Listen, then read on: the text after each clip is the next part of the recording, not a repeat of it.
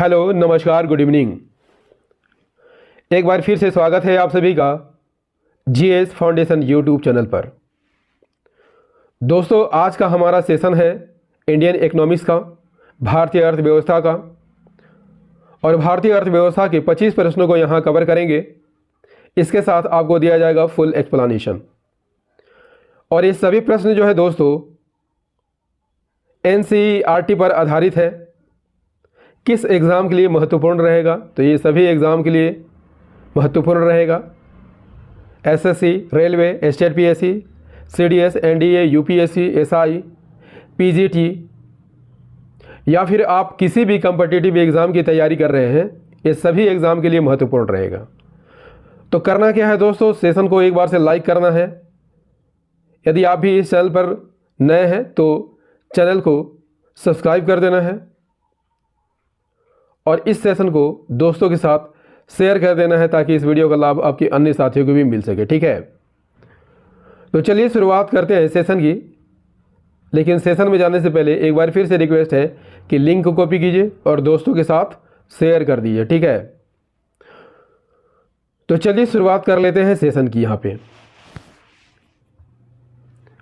Session का पहला सवाल है, काफ़ी आसान सवाल।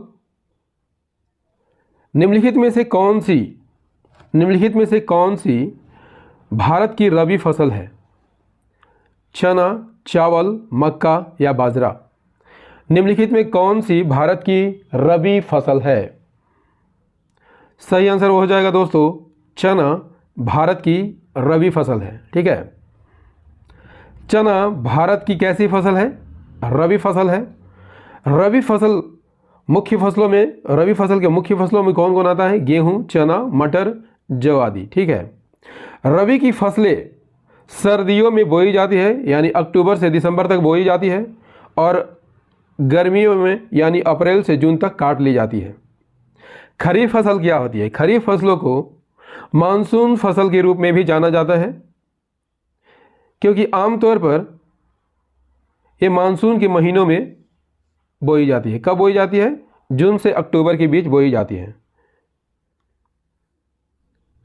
खरीफ फसलों में चावल, गन्ना, कपास, मक्का, मूंगफली, ज्वार और बाजरा आते हैं। ठीक है, देख लेते हैं अगला सवाल। दूसरा सवाल है, नासडैक का पूरा नाम क्या है? नासडैक का पूरा नाम क्या है? सही आंसर हो जाएगा option C, National Authority of Security Dealers Automated Quotation. NASDAQ का पूरा नाम क्या है? National Authority of Security Dealers Automated Quotation. इसकी स्थापना कब होती है? 4 फरवरी 1971 को इसकी स्थापना होती है। मुख्यालय की बात कर लेते हैं तो इसका मुख्यालय न्यूयॉर्क में आता है। नेक्स्ट सवाल कर लेते हैं। तीसरा सवाल है, दादा भाई नौरोजी ने अपनी पुस्तक poverty and on British rule in India में भारतीयों की गरीबी का निम्नलिखित में से क्या कारण नहीं बताया है? अंग्रेज अफसरों द्वारा यूरोप में खर्चा, अंग्रेज अफसरों द्वारा भारत का धन यूरोप में ले जाना, जनसंख्या वृद्धि या भारत में ब्रिटिश माल का आयात। दादा भाई नौरोजी ने अपनी पुस्तक poverty and on British rule in India में भारतीयों की गरीबी का निम्नलिखित में से क्या कारण नहीं बताया है? सही आंसर हो जाएगा दोस्तों ऑप्शन सी, जनसंख्या वृद्धि को नहीं बताया है। Poverty and on British rule in India किसने लिखा है? दादा भाई नौरोजी ने लिखा है। कब प्रकाशित हुआ था? 1901 में प्रकाशित हुआ था। और इसमें उन्होंने भारतीयों की गरीबी के कारण बताए हैं जिनमें जनसंख्या वृद्धि को नहीं माना है। अगला सवाल, चौथा सवाल है, निम्नलिखित में से क्या विश्व बैंक का हिस्सा नहीं है? एशियाई बैंक, अंतर्राष्ट्रीय पुनर्निर्माण और विकास बैंक, अंतर्राष्ट्रीय वित्त निगम, अंतर्राष्ट्रीय डेवलपमेंट एसोसिएशन। निम्नलिखित में से क्या विश्व बैंक का हिस्सा नहीं है? सही आंसर हो जाएगा एशियाई विकास बैंक विश्व बैंक का हिस्सा नहीं है। विश्व बैंक की स्थापना कब हुई थी? 1944 में हुई थी, लेकिन कहीं कहीं दोस्तों 27 दिसंबर 1945 यदि दिखाई दे तो यही आंसर टिक कीजिएगा। ठीक है, और यह संयुक्त राष्ट्र संघ की एक संस्था है। मुख्यालय कहाँ है? वाशिंगटन डीसी में है। जहाँ डिस्ट्रिक्ट का क्या अर्थ है? District of Columbia. इसके मुख्य 2 संस्थान हैं, कौन कौन? अंतर्राष्ट्रीय पुनर्निर्माण और विकास बैंक, अंतर्राष्ट्रीय डेवलपमेंट एसोसिएशन, और IFC और MIGA इसके अन्य संस्थान हैं। ठीक है, देखते हैं अगला सवाल। 5वां सवाल है, नेशनल सैंपल सर्वे ऑर्गेनाइजेशन या संगठन की स्थापना किसने की थी? वेरी वेरी इंपॉर्टेंट सवाल है दोस्तों, परीक्षा में पूछा जाता है। नेशनल सैंपल सर्वे संगठन की स्थापना किसने की थी? सही आंसर हो जाएगा प्रोफेसर PC महालनोबिस ने की थी। किसने की थी? प्रोफेसर PC महालनोबिस ने इसकी स्थापना की थी। नेशनल सैंपल सर्वे ऑर्गेनाइजेशन कैसा संगठन है? बेरोजगारी के आंकड़े प्रदर्शित करने वाला संगठन है जो देश के कई हिस्सों में अर्थव्यवस्था के क्षेत्र में कार्य करता है। ठीक है, नेक्स्ट सवाल। 6ठा सवाल है, 1956 की औद्योगिक नीति की घोषणा किसने की थी? 1956 के औद्योगिक नीति की घोषणा किसने की थी? सही आंसर हो जाएगा जवाहरलाल नेहरू ने की थी। 1956 की भारत की औद्योगिक नीतियों की घोषणा उस समय के प्रधानमंत्री पंडित जवाहरलाल नेहरू ने की थी। नेक्स्ट सवाल। 7वां सवाल है, निम्नलिखित में किसकी निर्माण खर्च सर्वाधिक और परिवहन खर्च सबसे कम है? निम्नलिखित में किसकी निर्माण खर्च सर्वाधिक और परिवहन का खर्च सबसे कम आता है? आंसर कीजिए फटाफट दोस्तों। सही आंसर हो जाएगा ऑप्शन डी, पाइपलाइन। पाइपलाइन के निर्माण का खर्च सर्वाधिक होता है लेकिन यातायात का खर्च सबसे कम होता है। अगला सवाल। 8वां सवाल क्या कहता है, भारत का सबसे बड़ा व्यापारिक साझेदार कौन है? सही आंसर हो जाएगा ऑप्शन ए, चीन है। कौन है? चीन है।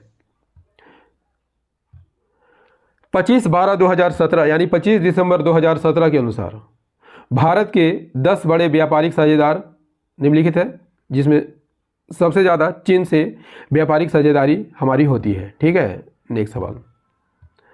9वां सवाल क्या कहता है? 9वां सवाल है, सरकार कितनी फसलों के लिए न्यूनतम समर्थन मूल्य निश्चित करती है? सही आंसर हो जाएगा, यहाँ पर क्या हो जाएगा? सही आंसर हो जाएगा ऑप्शन सी, 25 फसलों के लिए न्यूनतम समर्थन मूल्य जारी की जाती है। न्यूनतम समर्थन मूल्य क्या है दोस्तों? यह वह मूल्य होता है जिस पर सरकार जो है फसलें खरीदती है और वर्तमान में 25 फसल के लिए न्यूनतम समर्थन मूल्य जारी की जाती है। आप इन फसलों को देख सकते हैं। अगला सवाल कर लेते हैं। अगला सवाल हमारा क्या कहता है, आर्थिक सलाहकार परिषद किसके द्वारा बनाई गई है? भारत के संविधान द्वारा, संसद में कानून बनाकर, राष्ट्रपति के अध्यादेश द्वारा, इनमें से कोई नहीं। सही आंसर हो जाएगा ऑप्शन डी, इनमें से किसी के द्वारा आर्थिक सलाहकार परिषद नहीं बनाई गई है। आर्थिक सलाहकार परिषद कैसा निकाय है? गैर संवैधानिक, अस्थायी और स्वतंत्र निकाय है जो सरकार को और खासकर प्रधानमंत्री को सलाह देती है। ठीक है दोस्तों, सेशन कैसा लग रहा है एक बार कमेंट करके जरूर बताइएगा। 11वां सवाल कर लेते हैं, निम्नलिखित में से सूखा संभावित क्षेत्र कार्यक्रम का क्या उद्देश्य है? पहला ए ऑप्शन है, फसलों और पशुओं के उत्पादन पर सूखे के प्रतिकूल प्रभाव को कम करना। बी, भूमि, पानी और मानव संसाधनों की उत्पादकता पर सूखे के प्रभाव को कम करना। सी, सूखे प्रभावित क्षेत्रों में गरीब किसानों को वित्तीय सहायता प्रदान करना। डी, इनमें से कोई नहीं। यहाँ पर सही आंसर हो जाएगा ऑप्शन सी, सूखे प्रभावित क्षेत्रों में गरीब किसानों को वित्तीय सहायता प्रदान करना।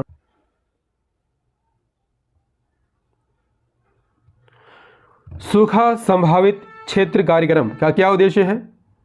समग्र आर्थिक विकास को बढ़ावा देना इसका मुख्य उद्देश्य है और कार्यक्रम क्षेत्रों में रहने वाले संसाधन का उपयोग करके, क्या कार्यक्रम क्षेत्रों में रहने वाले संसाधनों का उपयोग करके गरीब और वंचित वर्गों की सामाजिक आर्थिक स्थितियों में सुधार करना है। नेक्स्ट सवाल। 12वां सवाल है, USO फंड या सार्वभौमिक सेवा दायित्व फंड किससे संबंधित है? किससे संबंधित है दोस्तों? फटाफट आंसर करते चलिएगा। यहाँ पे 25 प्रश्नों को यहाँ फटाफट हम लोग रिवीजन करने वाले हैं। ठीक है, USO फंड या सार्वभौमिक सेवा दायित्व फंड किससे संबंधित है? सही आंसर हो जाएगा दूर संचार से संबंधित है। यूएसओ फंड, यूएसओ का फुल फॉर्म क्या है? यूनिवर्सल सर्विस ऑब्लिगेशन फंड, दूर संचार से संबंधित है। इसका निर्माण किस लिए किया गया था? यह ग्रामीण और दूर दराज के इलाकों में संचार के साधनों का विकास करने के लिए इसका निर्माण किया गया था और इसका विकास नई टेलीकॉम पॉलिसी 1999 के तहत की गई है। महत्वपूर्ण फैक्ट है दोस्तों, एक कलम कॉपी लेके जरूर नोट कर लीजिएगा। अगला सवाल, 13वां सवाल, भारत के किस राज्य या केंद्र शासित प्रदेश ने 100% वित्तीय समावेशन की घोषणा की है? किसने की है? सही आंसर हो जाएगा पुदुचेरी ने की है। पुदुचेरी ने 100% वित्तीय समावेशन की घोषणा की है। वित्तीय समावेशन का उद्देश्य क्या है? अधिकांश ग्रामीणों को वित्तीय और बैंकिंग सेवाओं के क्षेत्र में लाने का उद्देश्य इसका है। ठीक है, अगला सवाल, अगला सवाल हमारा कहता है ई चौपाल किसका ग्रामीण मार्केटिंग नेटवर्क है? ई चौपाल किसका ग्रामीण मार्केटिंग नेटवर्क है? सही आंसर हो जाएगा ऑप्शन ए आईटीसी लिमिटेड का है। ई चौपाल आईटीसी लिमिटेड नामक तंबाकू कंपनी द्वारा चलाया गया है और इसका उद्देश्य क्या है? किसानों को कंपनी के एजेंटों के दुर्व्यवहार से बचाना इसका प्रमुख उद्देश्य है। नेक्स्ट सवाल कर लेते हैं। 15वां सवाल क्या कहता है? कौन सा मिलान यहाँ पर सही नहीं है? स्टॉक एक्सचेंज सेबी बिल्कुल सही मिलान है। बीमा IRDA ये भी मिलान सही है। टेलीकॉम ट्राई ये भी मिलान सही है। सही आंसर हो जाएगा ऑप्शन डी, सभी मिलान यहाँ पर सही है। स्टॉक एक्सचेंज को कौन नियंत्रित करता है? सेबी नियंत्रित करता है, security and exchange board of India. इसकी स्थापना कब हुई थी? 1988 में हुई थी। 12 अप्रैल 1988 को सेबी की स्थापना हुई थी। इसका मुख्यालय कहाँ है? मुंबई में है। बीमा की देखभाल कौन करता है? बीमा को कौन नियंत्रित करता है? Insurance regulatory and development authority द्वारा यह नियंत्रित किया जाता है। ट्राई यानी भारतीय दूरसंचार विनियामक प्राधिकरण, telecom regulatory authority of India telecom क्षेत्र से संबंधित है। दोस्तों सेशन कैसा लग रहा है एक बार कमेंट करके ज़रूर बताइएगा। यदि सेशन पसंद आ रहा हो तो इसे लाइक कर दीजिएगा, दोस्तों के साथ शेयर कर दीजिएगा और यदि आप भी इस चैनल पर नए हैं चैनल को ज़रूर सब्सक्राइब कर लीजिएगा दोस्तों। नेक्स्ट सवाल कर लेते हैं। 16वां सवाल है, डॉक्टर DR मेहता की अध्यक्षता वाली समिति किससे संबंधित है? सही आंसर हो जाएगा ऑप्शन डी, एकीकृत ग्रामीण विकास कार्यक्रम सुधार से संबंधित है। DR मेहता की अध्यक्षता वाली समिति एकीकृत ग्रामीण विकास कार्यक्रम से संबंधित है। यह कब बनाई गई थी? 1993 में बनाई गई थी। नेक्स्ट सवाल को बढ़ते हैं। हमारा अगला सवाल है, कृषि वित्त निगम लिमिटेड का मुख्य कार्य निम्नलिखित में से कौन सा है? कृषि वित्त निगम लिमिटेड का मुख्य कार्य क्या है? सही आंसर हो जाएगा ऑप्शन ए, कृषि के क्षेत्र में परामर्श सेवाएं प्रदान करना। कृषि वित्त निगम लिमिटेड का मुख्य उद्देश्य क्या है? कृषि के क्षेत्र में परामर्श सेवाएं उपलब्ध कराना इसका प्रमुख कार्य है। नेक्स्ट सवाल क्या कहता है? बैंक अपनी बैलेंस शीट किस तारीख को प्रकाशित करता है? यहाँ पर सही आंसर हो जाएगा 31 मार्च को प्रकाशित करता है। बैंक अपनी बैलेंस शीट 31 मार्च को प्रकाशित करता है। अगला सवाल 19वां सवाल क्या कह रहा है दोस्तों? भारत सरकार द्वारा कर सुधार समिति की स्थापना कब की गई थी? कब की गई थी? 1991 में की गई थी।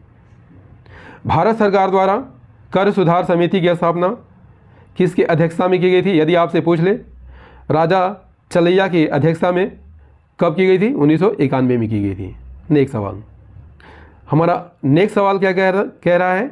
मापदंडों के अनुसार घरेलू एयरलाइन को अंतर्राष्ट्रीय संचालन के लिए कितने साल घरेलू परिचालन पूर्ण करने की आवश्यकता है? सही आंसर फटाफट करते चलेंगे। सही आंसर हो जाएगा ऑप्शन सी, 5 साल। अंतर्राष्ट्रीय स्तर पर परिचालन के लिए घरेलू एयरलाइन को कम से कम 5 वर्ष घरेलू उड़ान का अभ्यास करना होगा। अगला सवाल 21वां सवाल है, समय समय पर भारतीय अर्थव्यवस्था पर डाटाबेस किसके द्वारा जारी किया जाता है? सही आंसर हो जाएगा ऑप्शन डी, भारतीय रिजर्व बैंक के द्वारा जारी किया जाता है। भारतीय रिजर्व बैंक की स्थापना यदि आपसे पूछ ले कब हुई थी दोस्तों, 1 अप्रैल 1935 को हुई थी। इसका मुख्यालय कहाँ है? मुंबई है। किस अधिनियम के द्वारा की गई थी? भारतीय रिजर्व बैंक अधिनियम 1934 के द्वारा की गई थी। किस आयोग की सिफारिश पर की गई थी? यंग हिल्टन आयोग की सिफारिश पर की गई थी। ये रहा एडिशनल फैक्ट। भारतीय अर्थव्यवस्था का डाटाबेस भारतीय रिजर्व बैंक द्वारा जारी किया जाता है। नेक्स्ट सवाल कर लेते हैं। 22वां सवाल है, किस पंचवर्षीय योजना में सबसे कम वृद्धि दर का लक्ष्य रखा गया था? सही आंसर हो जाएगा पहली पंचवर्षीय योजना में। प्रथम पंचवर्षीय योजना किसने शुरू की थी? पंडित जवाहरलाल नेहरू ने शुरू की थी। कब शुरू की थी? 1951 में शुरू की गई थी, जो मुख्य रूप से प्राथमिक क्षेत्र के विकास पर आधारित था। यह पंचवर्षीय योजना किस मॉडल पर आधारित था? यदि आपसे पूछ लिया जाए, हेराल्ड डोमर मॉडल पर आधारित था। 23वां सवाल है दोस्तों, केंद्रीय आर्थिक खुफिया ब्यूरो की स्थापना कब की गई थी? सही आंसर हो जाएगा 1985 में की गई थी। सेंट्रल इकोनॉमिक इंटेलिजेंस ब्यूरो कैसी एजेंसी है? भारतीय खुफिया एजेंसी है, जो सूचना एकत्र करने और आर्थिक अपराधों और युद्ध के लिए आर्थिक और वित्तीय क्षेत्रों की निगरानी के लिए जिम्मेवार है। नेक्स्ट सवाल कर लेते हैं। अगला सवाल क्या कहता है? निम्नलिखित पर ध्यान दीजिए। लीड बैंक योजना नरसिंघम समिति, SHG bank linkage, SK Kalia समिति, इनमें से कौन सा मिलान सही है? दोस्तों यहाँ पर सिर्फ दूसरा मिलान सही है। लीड बैंक योजना की शुरुआत कब हुई थी? 1969 में गाडगिल स्टडी ग्रुप की सिफारिशों के आधार पर शुरू की गई थी। इस सेशन का अंतिम प्रश्न है दोस्तों, 25वां सवाल है, मुंबई स्थित Indira Gandhi institute of development research को आर्थिक सहायता कौन देता है? सही आंसर हो जाएगा भारतीय रिजर्व बैंक देता है। कौन देता है? भारतीय reserve bank. Indira Gandhi institute of development research एक शोध संस्थान है। इसकी स्थापना कब की गई थी? 1997 में। मुख्यालय मुंबई में और भारतीय रिजर्व बैंक द्वारा अपनी स्वर्णिम जयंती के अवसर पर इसे स्थापित किया गया था। दोस्तों सेशन कैसा रहा कमेंट करके ज़रूर बताइएगा। यदि सेशन पसंद आया हो तो इसे लाइक कर दीजिएगा, दोस्तों के साथ शेयर कर दीजिएगा, और यदि आप भी इस चैनल पर नए हैं चैनल को ज़रूर सब्सक्राइब कर लीजिएगा। दोस्तों ऐसे ही वीडियो मैं आपके लिए रोज़ लाते रहता हूं, जो history, geography, polity, economics, science और सामान्य ज्ञान से संबंधित होती है। कब आती है? रात को 8 बजे डेली आती है, तो इसे रोज़ देखना मत भूलिएगा। मिलते हैं अगले सेशन में विज्ञान के प्रश्नों के साथ। जय हिंद, धन्यवाद।